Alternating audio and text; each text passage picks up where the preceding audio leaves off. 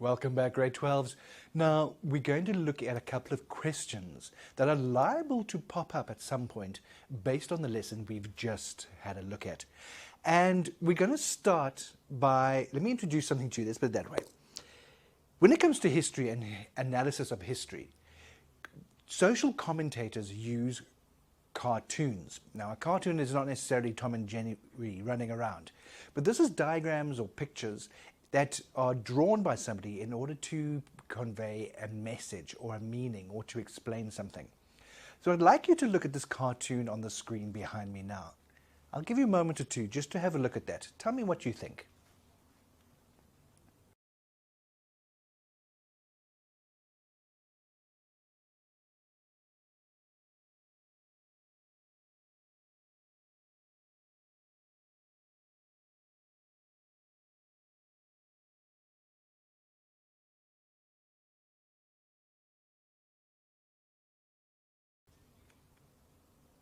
Now, in this picture, you will be given a picture something like this. And the question will be, describe what you see in this political cartoon. Well, in this particular one, you can see that we have a caricature or an image of Winston Churchill, who's the Prime Minister of Britain, trying to see underneath this wall, which looks like it's made of panels.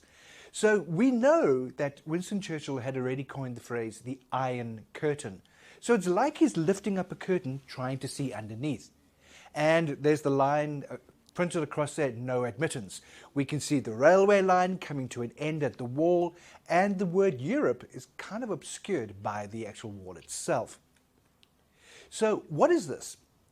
Now, Winston Churchill, as we said, is trying to see behind the Iron Curtain, and this is indicative of the separation between West and Eastern Europe at the start of the Cold War.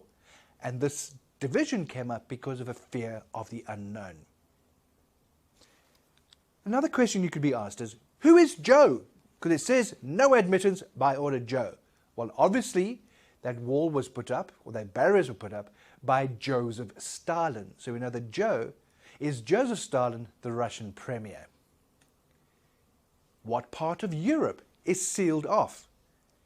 So what is sealed off is the east of Europe is sealed off from the west. In other words, the satellite states as annexed by Russia have been cut off from the rest of Europe. And what does the wall symbolize? Now, this is an interesting question because that wall that's in that drawing not only symbolizes the separation of the two areas and two zones, but it symbolizes the separation of the different political ideologies. All right? So we have the capitalists on the west, and on the east we have the communists. And that dividing wall separates the two ideologies and the two ways of thinking on the two different styles of government. Why do the railway tracks end at the wall? I mean, there's the wall and the railway tracks go boom and just come to an end. Well, what the artist is doing here is he's reminding whoever's looking at this cartoon of the Berlin crisis, which we will look at a little bit later. Because at some point, Stalin closed off Berlin. Now remember, Berlin has been separated into 4 different areas as well as Germany as a whole. So that wall is indicative of the rail and the road access to Berlin being cut off and stopped by Joseph Stalin. So there's quite a lot going on in that picture, and there's a lot of history that we can understand from that cartoon itself. One of the other questions that you could be asked could be around the different conferences that were held towards the end of the war. And have a look at this question for one. And this is the kind of question that could come up in an exam context. Explain the long-term impacts of the Yalta Conference and how it led to the Potsdam Conference. Wow, that's quite a packed question. So let's unpack that a little bit and just see a few more things, shall we? Well, the Yalta Conference, as we know, took place in 1945. And this was in Crimea. Right? So that was in the Russian sector anyway. And the idea was to plan out the future of the region after the end of the war. It was attended by Stalin, Roosevelt, and Churchill, although Roosevelt was already ill and he died 2 months later. Now, at this time, and remember the war is still ongoing, Yalta was thought to be a great success, and the agreement was reached on a number of points. The establishment of the United Nations. All right, so that was an interesting, positive outcome from that. The agreement was that Germany would be divided into occupation zones for each power. Berlin would also be split into the 4 different zones. Similar arrangements were made for Austria. There were to be free elections held in the states of Eastern Europe. Now that's interesting, because hold that thought. Stalin would join the war against Japan 3 months after Germany's defeat. And countries like Latvia and Estonia would become part of the Union of Soviet Socialist Republics. So what happened here was this eventually came the realization that the Yalta Conference and the agreements that were made were not actually being kept to, not just by the Soviets, but by either side. The end result was that the Potsdam Conference was created and put into place. And the Potsdam Conference dealt specifically with taking the steps that had been done and made at Yalta even further. So a few clear agreements were reached because of the differences. So one of them was that for the time being, immediately after the war, Germany was to be run by a control council made up of the 4 military commanders of the 4 zones. Now this is a continuing discussion from Yalta. But at Potsdam, it was decided that Germany would be given a chance to rebuild its life on democratic and peaceful bases, which includes elections to be held. In other words, they agreed that there was an opportunity for Germany to rebuild itself as a leader. All Nazi leaders were to be put on trial for war crimes, and that was an agreement by everybody. But there were to be reparations. Now, reparations means payment paid out, damages being paid out.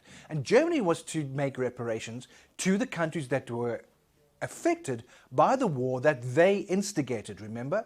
So Russia could take 25% of the industrial equipment of all of the different zones in order to get the reparations, because Russia was the most badly affected and damaged by World War II.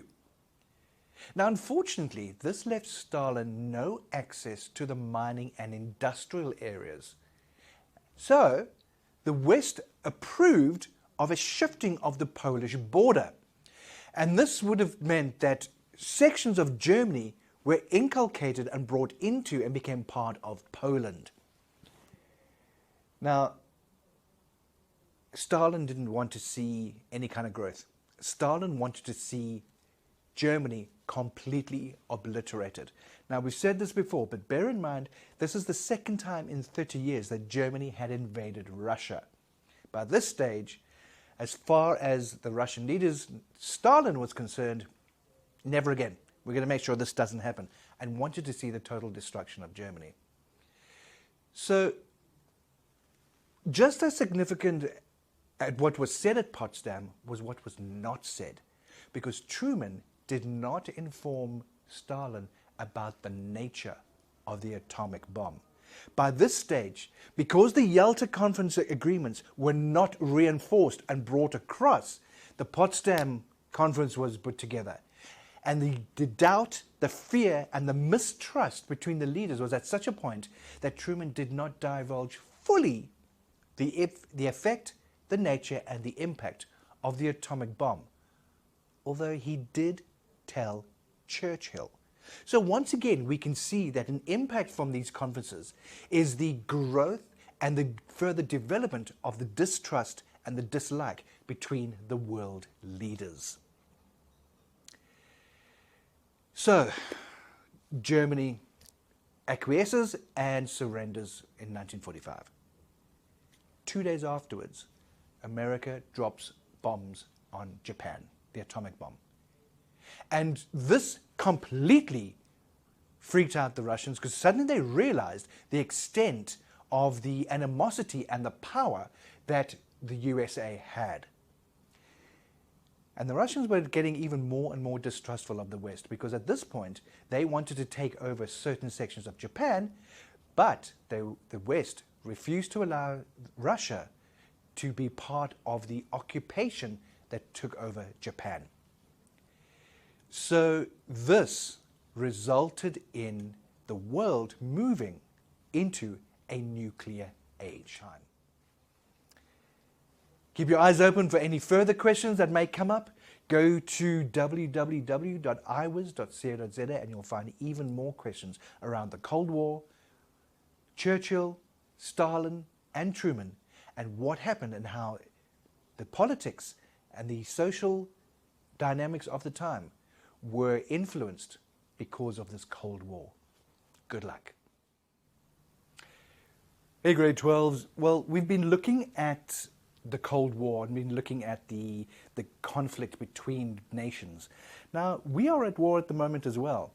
Bear in mind that even though there's no battle so much, we are at war with the COVID-19 disease. And I just want to encourage you and remind you, maintain your social distancing, keep 1.8 to 2 meters away from people around you.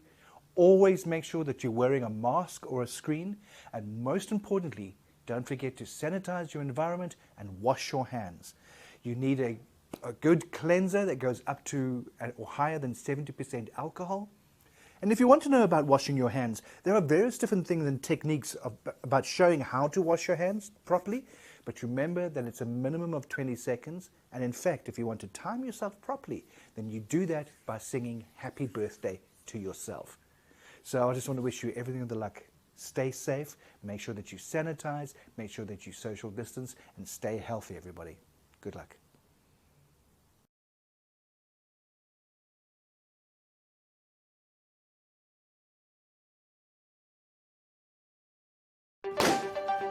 We need to learn to live with the COVID virus, you know, the new normal, at least for the next few months. And we have just what you need to make sure you never miss a single school lesson.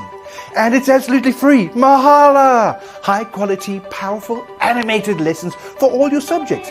So don't spend a cent until you have tried IWAS. It's everything you need. All video lessons, textbooks, workbooks, exam prep. We want you to ace 2021.